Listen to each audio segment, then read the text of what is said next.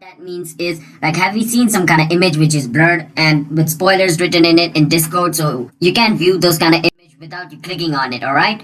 Like you can view other images without clicking on it, but like those images which has the word spoiler with blur on the background, you need to click on it to view it. So basically, let me show you how you guys can make those kind of image. So it's pretty simple. So for this first download image, right now I'm doing this on desktop, but the same thing is for mobile as well, alright? Once you download the image or you find the image which you want to add spoiler, then basically let's say I want to add, spoiler in this image which is download1.png. What I need to do is rename it. On your phone as well, you need to rename it. So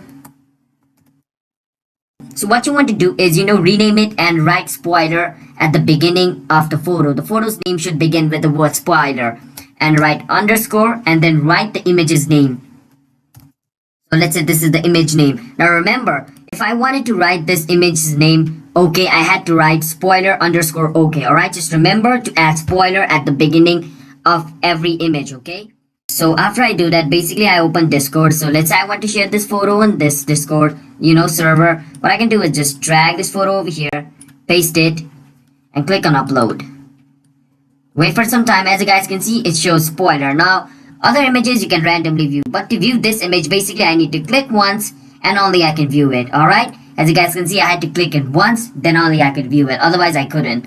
So yeah, that's basically how you guys can make a spoiler image on Discord. You need to rename your image spoiler underscore and then write whatever name you want. Just remember, begin your image name is spoiler and it has to be on capital. All the word has to be in capital. Remember that. No small word while writing spoiler underscore. Remember that. So yeah, hopefully that should have, told you how you guys can do it.